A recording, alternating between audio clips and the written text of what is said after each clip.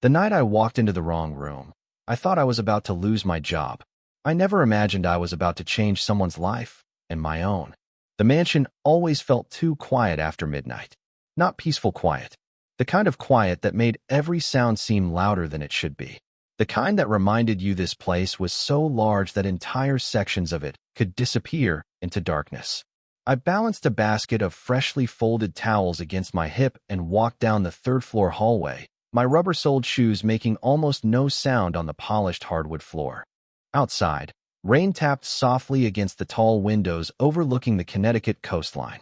The storm had rolled in just after dinner, wrapping the estate in fog and silver mist. Most of the staff had already gone home. The live-in employees stayed in the East Wing. I was one of them. Being a maid at Blackwood Estate wasn't glamorous, but it paid better than my old jobs combined. At 26 years old, I couldn't afford to be picky. Rent, medical bills, groceries, and my younger brother's community college tuition didn't leave much room for pride. So every morning, I put on my gray uniform, tied my blonde hair into a neat bun, and did whatever work needed doing. The rules here were simple. Be respectful, be invisible, and above all else, stay away from the West Wing. Everyone knew the West Wing belonged to Ethan Blackwood, billionaire, CEO, one of the richest men in America. Most of the staff had worked here for years and still barely spoke to him. They described him the same way people describe a thunderstorm.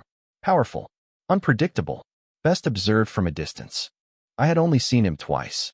Once from across the dining room. Once walking through the front courtyard while talking on his phone. Both times he moved with the kind of confidence that made everyone around him step aside without being asked. I reached the end of the hallway and checked the room number written on my clipboard. Room 312. Fresh linens. Replace towels. 5 minutes, tops. Easy. Except room 312 wasn't where I thought it was. The hallway split near the corner. One path curved left, the other right. I hesitated for a second before choosing the wrong direction. The door at the end stood slightly open. Warm light spilled across the floorboards. Assuming it was the guest suite, I nudged the door with my shoulder and stepped inside. The basket nearly slipped from my hands. The room wasn't a guest suite. It wasn't even a bedroom. It was a private sitting room larger than my entire apartment. Floor-to-ceiling windows overlooked the ocean. Shelves lined the walls. A fire crackled quietly inside a stone fireplace. And sitting alone in the darkness beyond the firelight was Ethan Blackwood. For a second, neither of us moved. Rain streaked the glass behind him. Shadows danced across his face. He wore a dark sweater instead of the expensive suits I expected. His sleeves were rolled to his forearms. One hand rested against the arm of a leather chair. The other held a photograph. I didn't know what shocked me more. The fact that I had walked into the wrong room. Or the fact that he looked lonely. Not intimidating. Not powerful, just alone. His eyes lifted toward me. Gray-blue, sharp, calm. The kind of eyes that noticed everything. My stomach dropped. "I'm so sorry," I blurted. "I thought this was room 312. My voice sounded far too loud. He looked at me for another second. Then at the basket in my arms. Then back at me. "It isn't." His voice was low and steady. I swallowed hard. "Right. Of course. I'll leave now." I turned so quickly, I nearly walked into the doorframe. Heat flooded my cheeks. This was it. My first month here, and I was definitely getting fired. But before I reached the hallway, his voice stopped me. "What's your name?" My hand froze on the doorknob. I glanced back. The firelight reflected softly in his eyes. "Grace," I said. "Grace Parker." For reasons I couldn't explain, his expression changed. Not much. Just enough to make me wonder what he was thinking. Then he nodded once. "Good night, Grace." I stared at him for a moment, confused, waiting for the warning, the reprimand, the order to speak with human resources in the morning. None came. "Good night, Mr. Blackwood." I stepped into the hallway and closed the door behind me. My heart pounded all the way back downstairs. But what stayed with me wasn't the embarrassment. It wasn't even the fear of losing my job. It was the image of America's most successful billionaire sitting alone in a dark room, staring at an old photograph while the rain fell outside. And for the first time since arriving at Blackwood Estate, I found myself wondering what kind of man Ethan Blackwood really was. I barely slept after that night. Every time I closed my eyes, I saw the firelight reflecting in Ethan Blackwood's eyes and the photograph resting in his hand. By 6 in the morning, I was already pushing a housekeeping cart down another endless hallway, trying to convince myself that none of it mattered. He was the owner of one of the largest companies in the country. I was a maid who spent her mornings changing sheets and polishing windows. Whatever had happened in that room had been nothing more than an awkward mistake. At least that was what I kept telling myself. The kitchen smelled like fresh coffee and cinnamon rolls when I arrived for breakfast service. A few members of the staff sat around a long table, finishing their meals before the day officially began. Martha, the head housekeeper, glanced up from her mug and frowned. "You look tired." "Did not sleep much," I admitted. "Too much coffee," she said. "Or too many worries." I smiled weakly and reached for a banana. Before I could sit down, I noticed the conversation around the table suddenly stop. Several employees exchanged looks. One of the gardeners lowered his voice. "He is back." Nobody asked who. They all knew. I did too. Ethan. It was strange. Just hearing his name seemed to change the atmosphere. Conversations became quieter. Movements became more careful. Even Martha straightened slightly. "Board meeting today," someone whispered. The executives arrived before sunrise. Another employee shook his head. "Good luck to them." A few people laughed nervously. Not because it was funny, because it was true. Over the next several hours, I began noticing something. It was not fear exactly. It was respect mixed with caution. Like everyone expected perfection whenever Ethan Blackwood was involved. Around noon, I was dusting a sitting room near the central staircase when several executives walked past. Expensive suits. Expensive watches. Serious expressions. Then Ethan appeared behind them. The entire group immediately slowed down. One man started explaining something while holding a tablet. Ethan listened quietly without interrupting. That was what surprised me most. He never raised his voice. Never acted dramatic. He simply listened. Then asked one question. The executive immediately looked nervous. Ethan asked another. By the time they reached the end of the hallway, 3 people were taking notes. I stood frozen beside a bookshelf pretending to dust the same spot for almost a minute. It was fascinating. The most powerful person in the building barely spoke, yet everyone paid attention. Later that afternoon, I carried fresh linens toward the guest wing when I noticed an elderly groundskeeper struggling with a large supply box near the service entrance. The man had to be at least 70 years old. "Mr. Collins," I called. "Let me help." He smiled gratefully as I grabbed one side. Together we carried the box inside. "Thank you, Grace." "Anytime." We set it down near the storage room. I turned around and nearly jumped. Ethan was standing 20 feet away. I had no idea how long he had been there. His expression revealed nothing. Those gray-blue eyes moved briefly from me to Mr. Collins and back again. "Good afternoon, Mr. Blackwood," I said. "Good afternoon, Grace." Hearing him remember my name made my heart skip. He nodded once and continued walking. That should have been the end of it. But as I watched him disappear around the corner, something felt different. The stories I had heard described a cold billionaire who cared about profits, schedules, and numbers. Yet twice now, I had seen something that did not match the rumors. The lonely man in the dark room. The quiet man who noticed everything. And for the first time, I began wondering if the version everyone feared was only part of who Ethan Blackwood really was. I discovered the garden by accident 3 days later. The morning had started like every other morning at Blackwood Estate. Fresh sheets, polished windows, endless hallways that seemed to stretch forever. By lunchtime, my feet already ached inside my shoes. I had just finished delivering clean towels to a guest suite when I noticed a narrow door at the end of a service corridor. I had passed it dozens of times without paying attention. That day, something made me stop. Maybe it was the sunlight slipping through the crack beneath it. Maybe it was simple curiosity. I pushed the door open and stepped outside. Cool spring air brushed against my face. The scent of wet earth and fresh grass replaced the smell of cleaning supplies. A stone pathway stretched ahead, partially hidden beneath weeds. Ivy climbed over an old iron fence. Rose bushes stood tangled and neglected. The entire space looked forgotten. I slowly walked farther inside. The garden must have been beautiful once. Even now, beneath the overgrowth, I could see signs of careful planning. White stone benches, flower beds arranged in elegant curves, a small fountain resting silent in the center. It felt strange that a property worth hundreds of millions of dollars would allow a place like this to fall apart. I knelt beside a flower bed and brushed dirt from a small metal plaque. My fingers froze when I read the inscription. Eleanor Blackwood. Beloved mother. I sat back on my heels. Suddenly everything made sense. This was not just a garden. This was a memory. A very private one. I should have left immediately. Instead, I found myself looking around again. The place felt sad, like a photograph left untouched for too many years. That afternoon, after finishing my assigned duties, I returned carrying a pair of gardening gloves and a small pruning tool borrowed from the maintenance shed. I told myself I would only spend 10 minutes there. Just enough to clear one flower bed. 10 minutes became 30. 30 became an hour.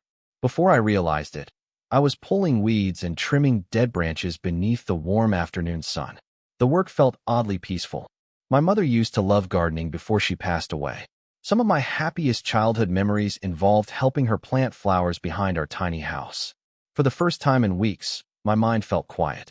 The next day, I returned again. Then the day after that. Little by little, the garden began changing. The fountain remained silent, but the pathways became visible. The rose bushes looked healthier. Fresh soil appeared where weeds had once taken over. Nobody seemed to notice. At least that was what I believed. Late one evening, I stood near the center fountain wiping dirt from my hands when I felt the unmistakable sensation of being watched. I turned quickly. Nobody was there. The garden was empty. The mansion stood several hundred feet away, its tall windows reflecting the orange glow of sunset. I let out a nervous laugh. My imagination had been working overtime lately. Still, as I gathered my tools and started toward the house, I glanced back one last time. A figure stood at one of the upper windows overlooking the garden. Too far away to see clearly. Too far away to identify. But somehow, deep down, I already knew exactly who it was. And for reasons I could not explain, I had the strange feeling that Ethan Blackwood had been watching long before I ever noticed him. The garden looked different a week later. Not perfect, not even close, but alive. Morning sunlight spilled across the stone pathways, catching tiny drops of dew that clung to newly trimmed rose bushes. For the first time since I had found the place, color was beginning to return. Small patches of lavender pushed through the soil. Fresh green shoots appeared where dead stems had once crowded the flower beds. Every afternoon after my shift ended, I spent an hour there. Sometimes less, sometimes more. It became my secret place inside a mansion full of rules. A place where nobody expected anything from me. At least that was what I thought.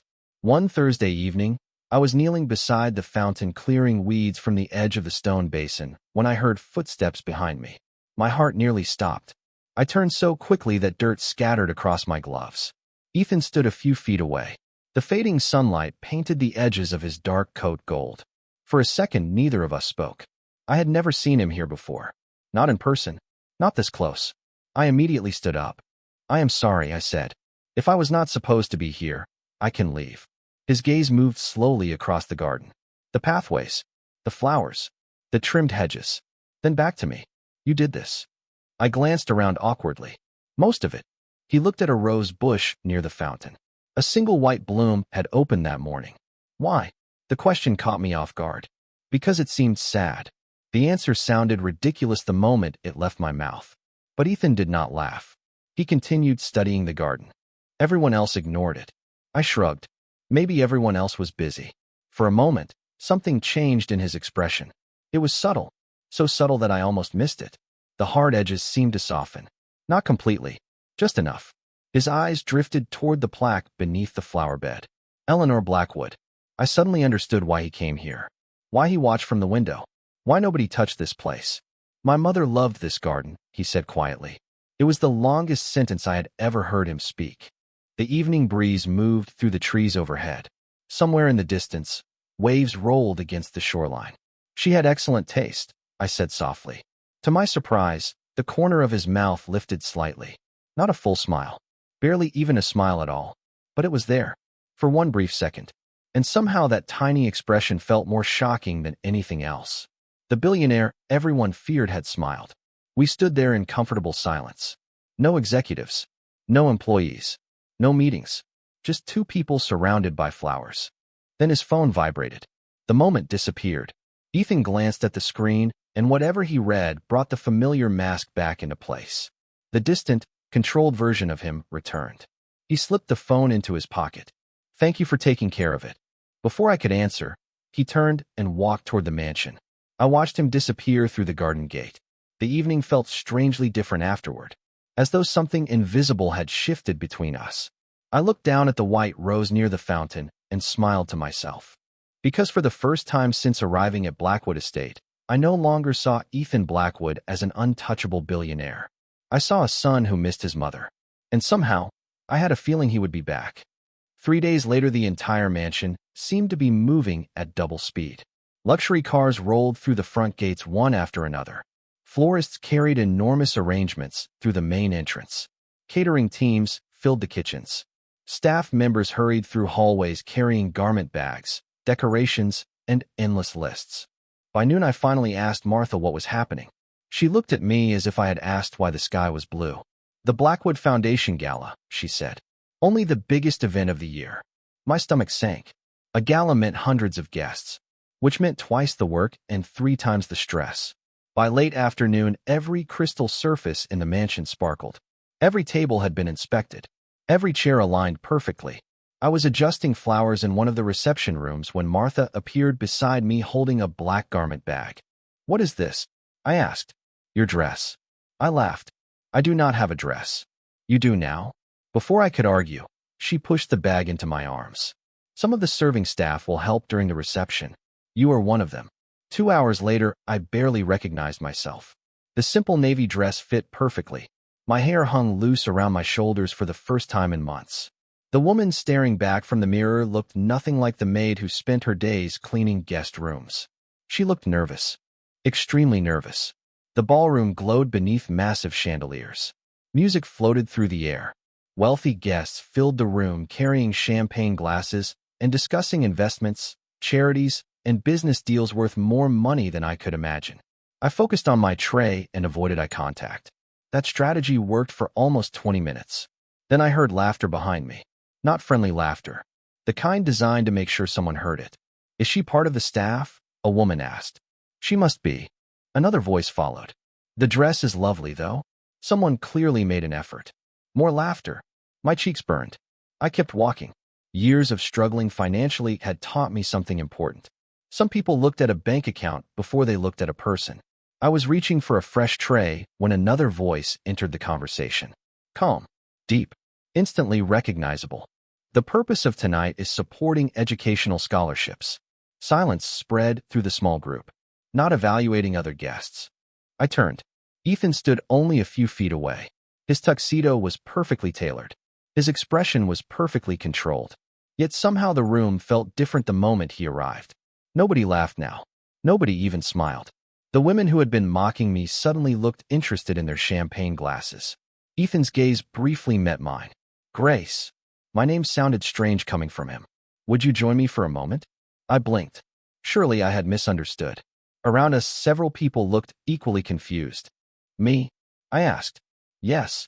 He offered a small nod toward the center of the ballroom. "You." My pulse hammered inside my chest.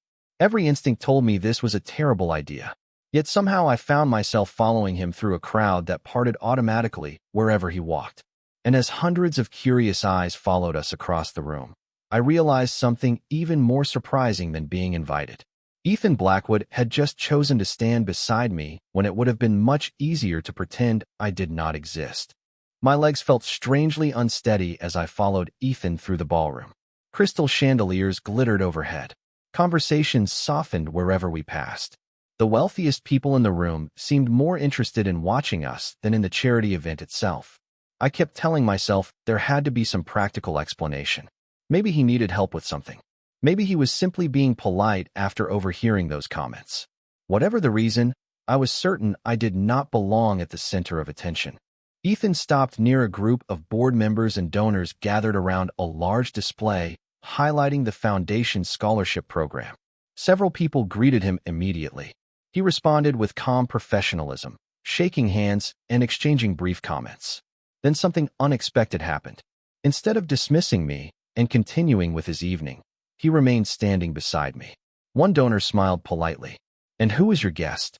Before I could step away, Ethan answered, "Grace Parker." The man waited for additional information. Ethan offered none. Somehow that made the introduction feel even more significant. Grace Parker. Not a maid. Not a staff member. Just Grace Parker. For the next several minutes, I listened as business leaders discussed educational programs, community projects, and scholarship funding. Most of the financial figures were so large they barely seemed real. Yet what surprised me most was Ethan himself. Away from the intimidating image everyone described, he was thoughtful, focused, passionate about helping students who could not afford opportunities on their own. The more he spoke, the harder it became to reconcile the man standing beside me with the cold billionaire people feared. Eventually, a woman wearing an elegant silver gown approached. She was beautiful, confident, and clearly familiar with Ethan. "There you are," she said warmly. "I have been looking everywhere for you." Something tightened in my chest for reasons I did not understand. Ethan greeted her politely. "Victoria." She glanced toward me. Her smile remained perfect, but I sensed curiosity behind it. "And who is this?" "Grace," Ethan replied. "She works at the estate."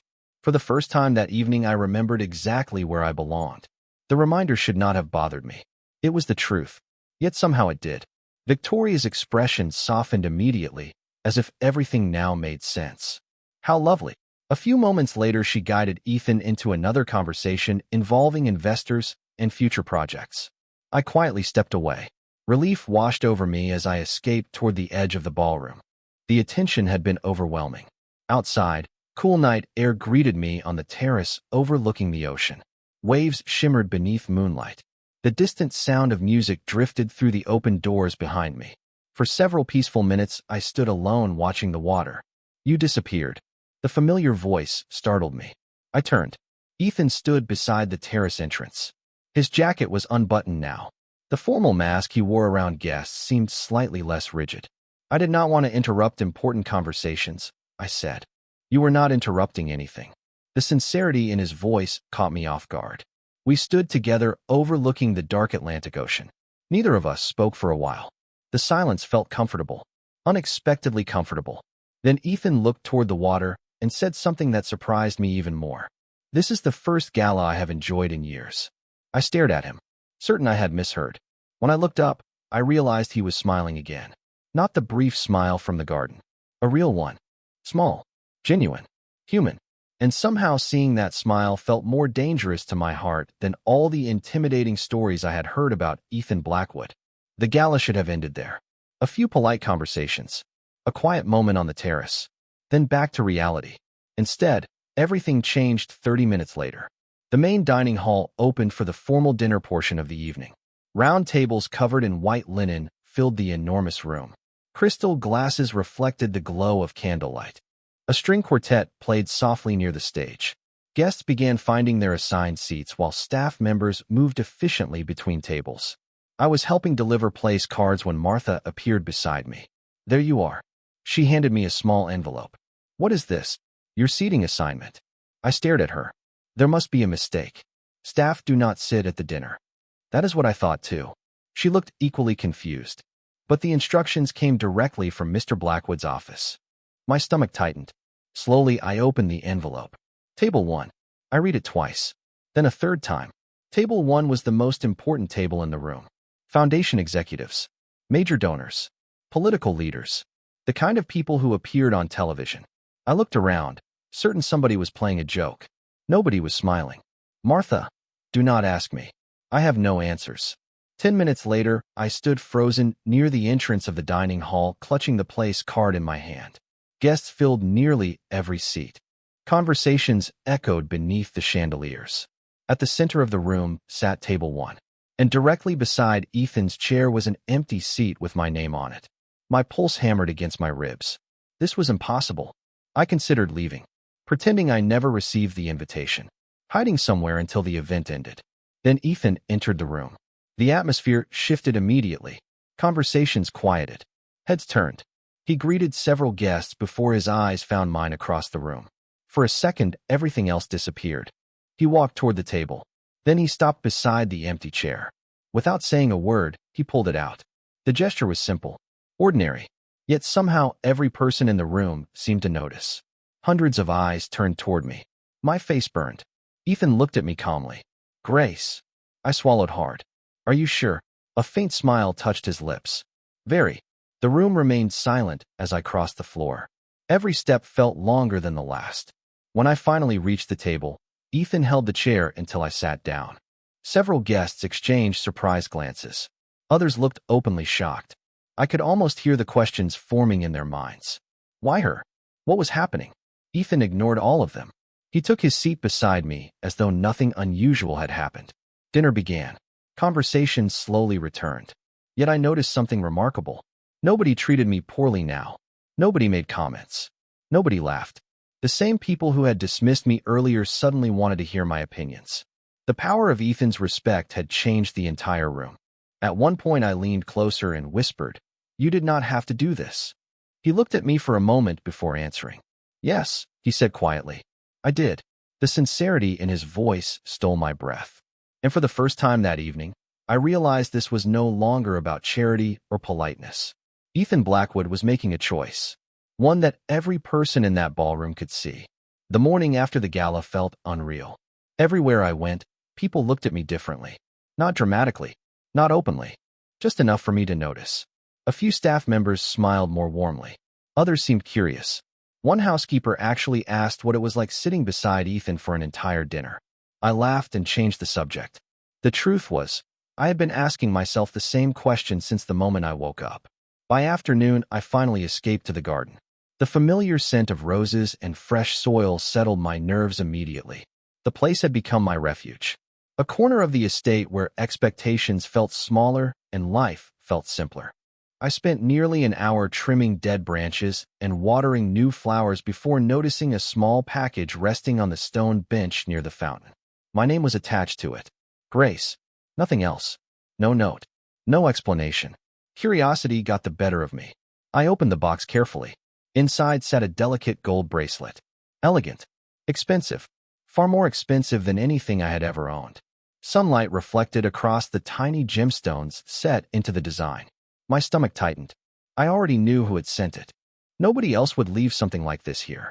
For a moment, I simply stared at it. Then I closed the lid. That evening, I carried the box into the mansion and asked one of the assistants where I could find Ethan. The answer surprised me. He was in the library, alone. I found him standing beside a window overlooking the ocean. Several documents rested open on a large table nearby. He glanced up when I entered. "Grace." My pulse immediately accelerated. "I think this belongs to you." I placed the box on the table between us. His eyes moved to the bracelet. "No, it is beautiful," I said carefully. "But I cannot accept it." A faint line appeared between his brows. "Why not?" The question sounded genuine, as if he truly did not understand. "Because you do not owe me anything. It was a gift." That is exactly the problem. Silence settled between us. Outside, waves rolled across the dark water below the cliffs. Ethan looked at me for a long moment. Most people would accept it. I smiled softly. I know. Something unexpected happened then. Instead of looking annoyed, he looked intrigued. Almost amused. "You turned down a bracelet that cost more than most cars. Then whoever bought it should probably keep it." To my surprise, a quiet laugh escaped him. A real laugh. Brief, but unmistakable. The sound transformed his entire face. For a second, he looked younger. Less burdened. More human. "You are unusual, Grace Parker." That is one word for it. His eyes remained on me. Thoughtful. Studying. "What would make you happy?" The question caught me completely off guard. Nobody had asked me that in years. I thought about my brother finishing college. About paying bills on time. About peace. About purpose. "Honestly," I said, "a healthy garden and a day off would be a pretty good start." Ethan stared at me for a second before another smile appeared. This one lasted longer. And in that moment, I realized something important. He was accustomed to people wanting things from him. Money, access, influence, opportunities. But for the first time, he had met someone who wanted none of it. And judging by the look in his eyes, that fact fascinated him far more than the bracelet ever could. The following week brought a change neither of us seemed willing to acknowledge out loud. Nothing dramatic happened. No grand declarations. No impossible promises. Instead, Ethan simply started appearing in places where I happened to be. Sometimes it was the garden. Sometimes the library. Once it was the kitchen at 6 in the morning while I was trying to find coffee before starting my shift. Each encounter felt accidental. After the fifth one, I stopped believing in accidents. One rainy afternoon, I was organizing supplies in a storage room when my phone buzzed. It was my younger brother, Noah. I answered immediately. "Hey." His voice sounded excited. Guess who passed his final exam? Relief flooded through me. You did. I did. I leaned against a shelf and smiled. I am proud of you. We spent several minutes talking about classes, graduation plans, and his search for internships. By the time the call ended, my mood had improved completely. I turned around and nearly walked into Ethan. Sorry, I said quickly. I did not realize anyone was there. Your brother? He asked. I blinked. You heard that. Only enough to know somebody passed an exam. The corner of his mouth lifted slightly. You looked happy. Something about that observation stayed with me. Most people noticed accomplishments. Ethan noticed emotions. A few days later, I found him sitting alone in the garden just before sunset. The white rose near the fountain had fully opened. Orange light painted the ocean beyond the cliffs. For a while, neither of us spoke. Then he asked, "What would you do if money was not a concern?" The question surprised me. I thought about it carefully. I would probably open a community learning center. He looked genuinely interested. A learning center? Tutoring. Career programs. Scholarships. A place where people get opportunities they might not otherwise have. Ethan nodded slowly. You have thought about this before. For years. He stared out toward the water. Most people answer that question with vacation homes. I laughed. I have spent enough time cleaning large houses. To my surprise, he laughed too. The sound felt easier now. Natural. As though smiling no longer required effort. That evening, after he left, I remained in the garden for a long time. Watching the waves. Listening to the wind. Trying to ignore a truth that had become impossible to deny. Somewhere along the way, Ethan Blackwood had stopped feeling intimidating. He had stopped feeling distant. The billionaire everyone admired from afar had become the person I looked forward to seeing every day. That realization should have frightened me. Instead, it made my heart feel strangely warm. What I did not know was that across the estate, inside an office overlooking the ocean, Ethan sat alone staring at an unfinished report he had not read for 20 minutes. Because for perhaps the first time in his life, a man who could acquire almost anything he wanted had discovered something he could not control. And her name was Grace Parker. The first sign that something was wrong arrived on a gray Tuesday morning. Rain tapped softly against the mansion windows while staff members moved through their usual routines. Everything appeared normal, yet the atmosphere felt different. Tense. Uncertain. I noticed it immediately. Conversations stopped when I entered rooms. A few employees avoided eye contact. Others offered awkward smiles before quickly finding reasons to leave. By lunch, the feeling had become impossible to ignore. I was arranging fresh flowers in the main hallway when Martha approached. Her expression looked troubled. Grace, there is a meeting taking place upstairs. Okay. About you. My stomach dropped. About me? She nodded reluctantly. Some documents went missing from one of the executive offices yesterday. I stared at her. What does that have to do with me? Martha hesitated. Someone reported seeing you near the office. The words hit harder than I expected. I deliver linens to that hallway every week. I know. Her voice softened. I am just telling you what people are saying. For the rest of the afternoon, anxiety followed me everywhere. Missing documents. Executive offices. Rumors.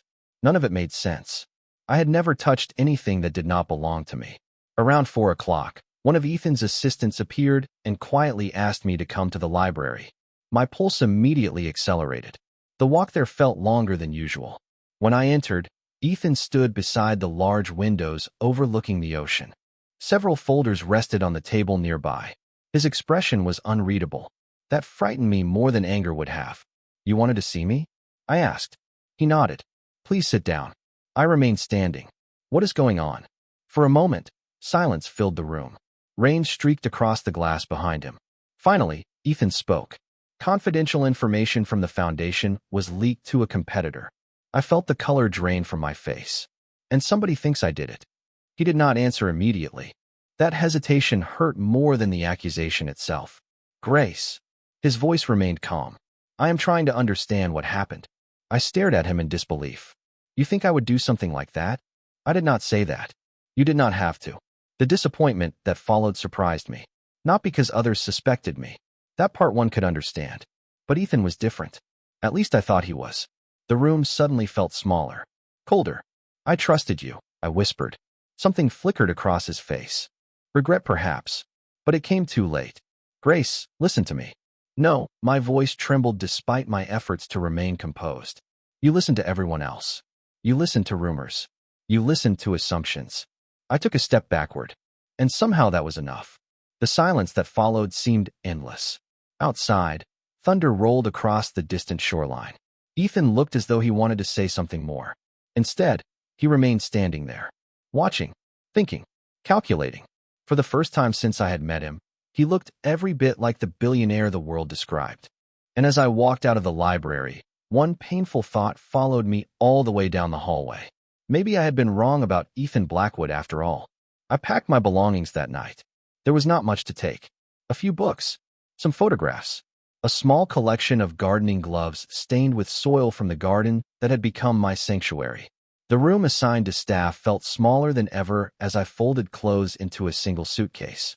Outside my window, rain continued falling across the estate. The same rain that had greeted me during my first weeks here. Back then, everything had felt uncertain. Now it felt finished. I sat on the edge of the bed staring at the blank sheet of paper in front of me. A resignation letter should have been easy. A simple thank you. A formal goodbye. Yet the words refused to come. Because leaving the job was not what hurt. Leaving him was.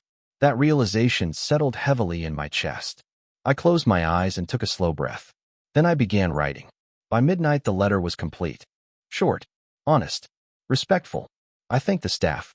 I thanked Martha. I thanked Ethan for the opportunity he had given me. But I did not mention disappointment. I did not mention trust.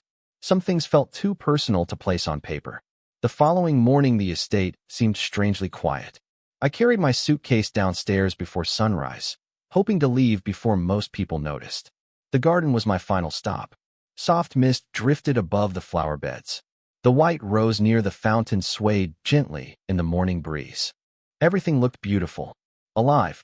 I walked slowly along the stone pathway, remembering the first day I had discovered this forgotten place.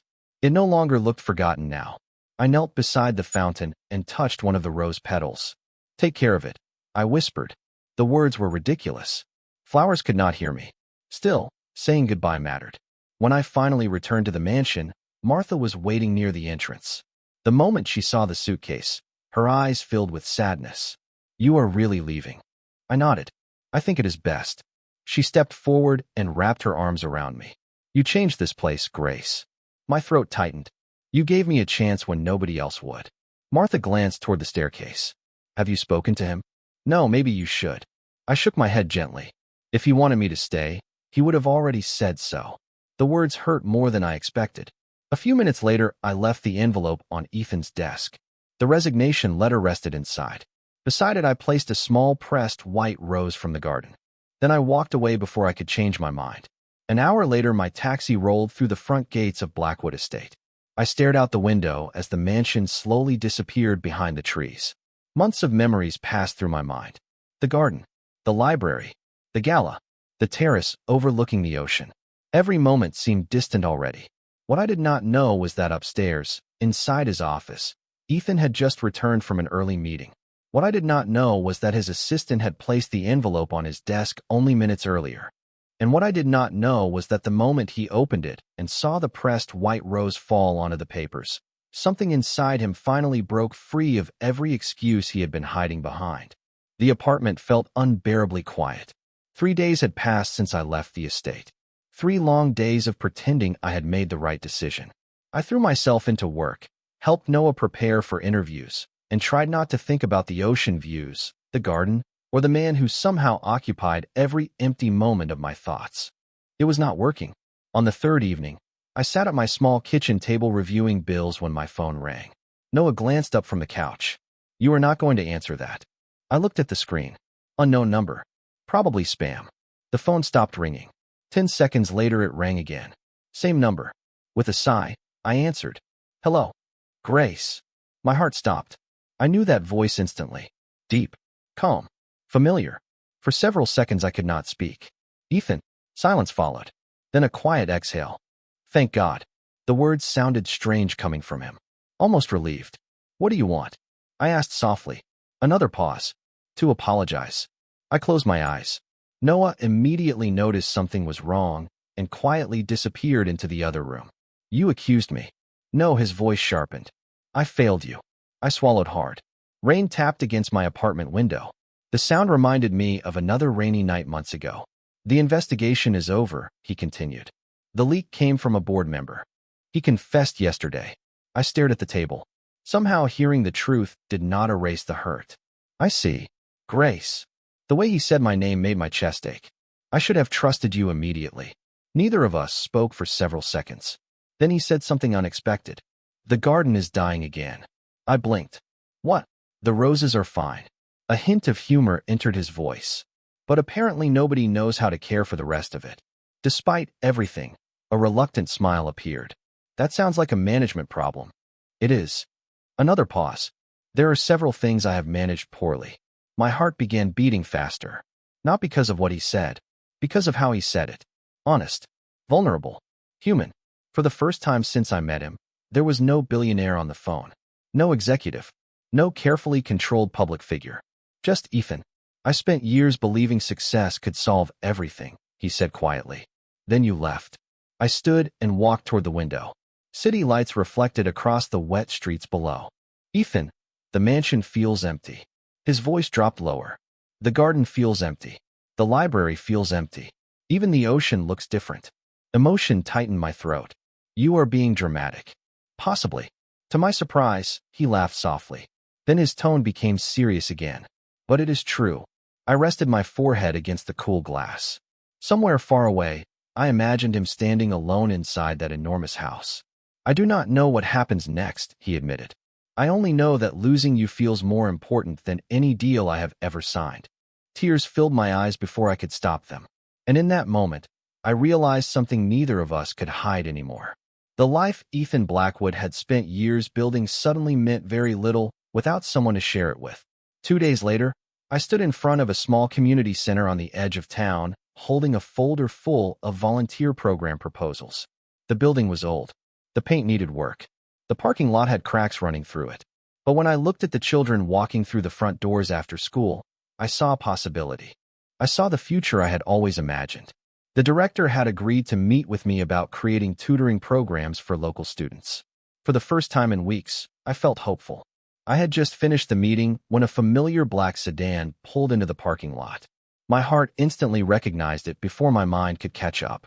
The driver's door opened. Ethan stepped out. For a moment, neither of us moved. A light breeze carried the scent of freshly cut grass across the afternoon air. Children laughed somewhere behind me. The world continued as normal, while my entire future seemed to pause. Ethan walked toward me slowly. Not like a billionaire arriving to negotiate a deal. Not like a man accustomed to getting whatever he wanted. Just a man hoping he was not too late. When he finally stopped in front of me, his eyes searched my face. How did you find me? I asked quietly. Martha. I laughed despite myself. Of course. A smile appeared briefly before fading. Grace, I have spent the last 48 hours preparing speeches. Speeches? Very impressive speeches. His expression turned almost embarrassed. Then I saw this place and forgot all of them. I looked away before he could see how much that affected me. Ethan, no, his voice softened.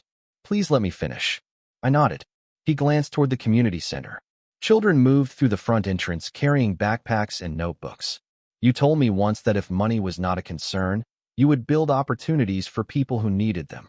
He looked back at me. I spent years building companies, acquiring buildings, growing numbers on spreadsheets. His gaze never left mine. Then you showed me something I had forgotten. Emotion tightened my throat. What was that? Purpose. The single word hit harder than anything else he could have said. Ethan took a slow breath. I was wrong about the investigation. I was wrong to hesitate. I was wrong to let fear and responsibility cloud what I already knew about your character. His voice grew quieter. And I was wrong to think success meant anything if I had nobody meaningful to share it with. Tears filled my eyes. I could see complete honesty in his expression. No walls. No distance. No mask. Grace Parker, he said softly. I do not need you to forgive me today. I do not need immediate answers. I only need you to know that somewhere between the garden, the library, and every conversation we shared, you became the most important person in my life. For a second I could not speak. Then I smiled through the tears. You really did forget those speeches.